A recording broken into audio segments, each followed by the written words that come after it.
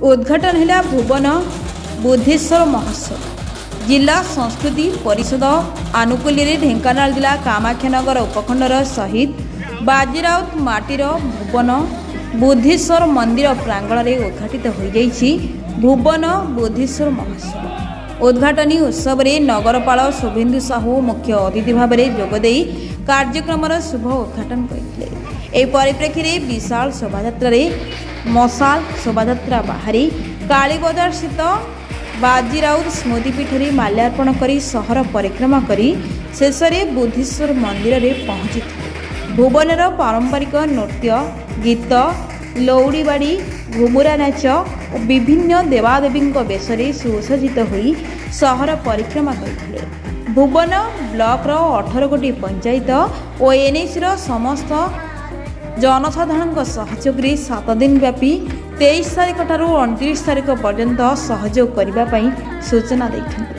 चलित वर्ष आर्य समाज पक्षर विश्व शांति महायज्ञ भुवन संकीर्तन मंडली द्वारा 24 प्रहर नामयज्ञ तैलिक वैश्य समाज पक्षर 21तम बोईत बंदना उत्सव पुरुषोत्तमपुर हरि रोशनी रे आसी हरिंग सह भेटघाट और बड़वसा भोग लगी बोली कमिटी पक्षर सूचना देते। यह उद्घाटनी उत्सव नगरपाल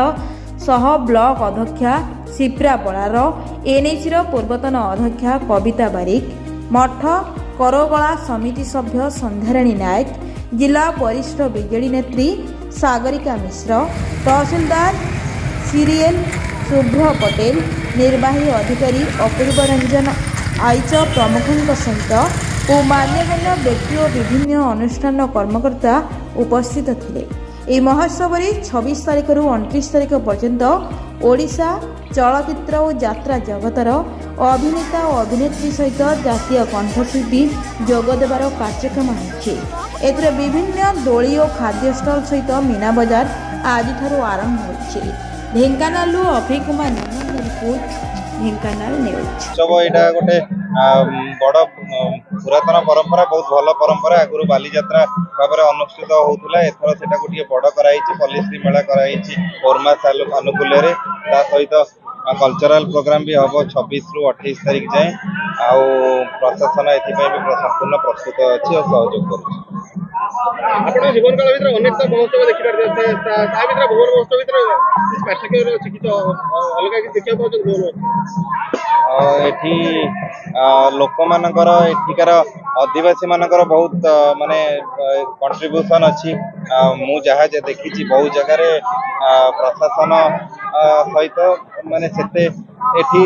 समस्ते भी ओतप्रोत भाव में जड़ित होती निरा से बारी होनी ऑलरेडी माने कल्चरल बैकग्राउंड बहुत अच्छी बहुत पुराना जिनस बहुत दिनर माने काली आज नहीं जो पंचुक 5 दिन चलो माने बहुत गुड़ाई जिनस अच्छी केवल गोटे महोत्सव माने मोर कहवा कथा है बहुत जगह महोत्सव हुए किंतु एठी महोत्सव सहित बैकग्राउंड इवेंट भी बहुत अच्छी। जय जगन्नाथ। बहुत दिन आशा आकांक्षा आज पूरण होगा जाऊँगी भुवनवासी भुवन ब्लॉक और भुवन एनएसी सहयोग ए महोत्सव भुवन बुद्धेश्वर महोत्सव 2023 आरंभ हो। प्रथम दिन महोत्सव आज मशाल शोभा होता। यार श्रेय माननीय मंत्री प्रफुल्ल कुमार मल्लिक महोदय को देवी एवं प्रशासन को समस्त अधिकारी को देवी जिला प्रशासन को देवी प्रशासन का सहयोग महोत्सव पालन होगा जाऊँगी। भुवन जो आशा आकांक्षा बहुत दिन धरी पड़ी रही आज पूरण होगा जाऊँगी। बुद्धेश्वर महाप्रभुंर आशीर्वाद हो पारुछि एवं भुवनवासी समस्त दल निर्विशेष सहयोग कर समस्त यहाँ सहयोग पूर्णांग रूप देवे बोली आशा प्रकट कर। मुझे सागरिका मिश्र भुवन जड़े बासिंदा। आज जो भुवन महोत्सव होती लगुच सफल हम जो 5 दिन व्यापी चलो से कौन कहे देखो बहुत खुशी लगुच कारण आम बुद्धेश्वर मंदिर जहाँकि माने विश्व प्रसिद्ध कहले अत्युक्ति हेनी बाजीराउत माटी मंदिर आउ यार माने ये गोटे आमर दर्शक स्थान कहले दर्शनीय स्थान कहले अत्युक्ति हे नहीं। जो बुद्धेश्वर महोत्सव शुभारंभ आज 29 तारिख पर्यंत लगी आगुरी तो ये बालीजात्रा भी जो हुए निश्चित समस्ते ताकू बहुत उपभोग करती सागे जो महोत्सव टी करने जाऊँगी माननीय मंत्री सहयोग नगरपाल सहयोग निश्चित बहुत भुवन बासिंदा बहुत खुशी अच्छा बहुत लोक एकत्रित हे आज भी जो कार्यक्रम परिलक्षित होची समस्त मन में गोटे उत्साह खेली उठू महोत्सव आसपा कौन कहे जनसाधारण समस्त को मोर नमस्कार आउ रास पुण्य शुभकामना समस्त को निवेदन करी आपण मैंने आसतु एठारे अधिक मात्रा जोग दिंतु एवं भुवनवासी जो खुशी अच्छी महोत्सव पर समस्त आसी एकत्रित हो सफल रूपायन दिंतु। नमस्कार जय जगन्नाथ मु श्रीमती कविता बारिक पूर्वतन नगरपाल आज जो भुवन ऐतिहासिक बर्तमान महोत्सव होगा जाऊँगी कौन कहे आज एति कहबी भुवन अति गर्व और गौरवर दिन आज मन में अत्यंत खुशी और गर्व अनुभव होची दीर्घ बहु वर्ष धरी ये प्लानिंग चली किंतु सक्सेस हो पार नाला किंतु आमर प्रिय नगरपाल मंत्री महोदय जनसाधारण मीडिया भाई माने माँ भौणी मौसा समस्तंकर सहयोग रे समस्तंकर भल पाइबारे समस्तंकर आशीर्वाद रे आज ये प्रोग्राम टी सक्सेस होगा जाऊँगी भगवान को डाके एति प्रार्थना करी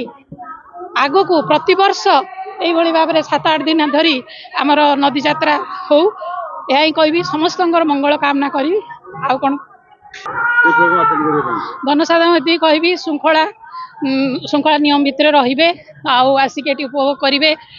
दैनंदिन जीवन तो समस्त अतिबाहित करुछंती किंतु वर्षरे थरे यही सुजोग आपण मानक मिलुथबारु यह श्रृंखलित भाव में आसी एठारे आनंदित होई निजर घर को खुशी भाव में यह पर्व को पालन करके जातु। पुष्पलता राउत भुवन ब्लॉक विजु जनता दल महिला सभापति आज भुवन महोत्सव कौन कहे सर्वप्रथम मु बाबा बुद्धेश्वर महाप्रभु को अनंत कोटि प्रणाम करुच्ची आमर जो स्वप्न थिला 25-30 वर्षर गोटे ऐतिह्य सृष्टि करूँ जबरी बालीजात्रा आमर ओडिशा रे ना करी आछि एबे बाबा बुद्धेश्वर आशीर्वाद हेबारु आम विजु जनता दल समस्त कर्मकर्ता आमर प्रिय मान्यवर मंत्री महोदय एवं एनएसी चेयरमैन आमर शुभेन्दु भाई से बहुत सहयोग करिसेंती आमर आज यही प्रयास टी सफल होगा जाइए आम भुवन ब्लॉक समस्त अंचलवासी भी ए सहयोग साहाय्य करिसेंती जमिति माने पंचुकरू बालीजात्रा पर्यंत ये यात्राटी चलवाक जाऊँगी साधव पुआ माने जेपरी बेपार वाणिज्य करी आम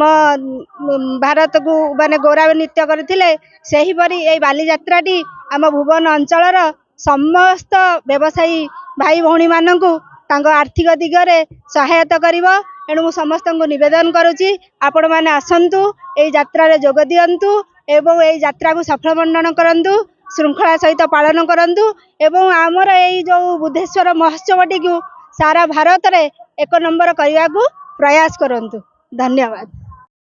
नायक राज्य विजु महिला जनता दलर सह संपादिका आज महोत्सव जो अनुष्ठित होती आम गर्वित कारण ए महोत्सव आगरू पंचुक 5 दिन चलुला किंतु यह महोत्सव रूप देवाक आम समस्ते प्रयास करूँ जहाँकि ये अंचल बासींकर व्यवसाय उन्नति हम तेणु लोक मैंने समस्ते आसिक व्यवसायी मानक महोत्सव आमर जिते जातीय स्तर में जपरी ना कर आमर प्रचेषा करने को उद्यम चली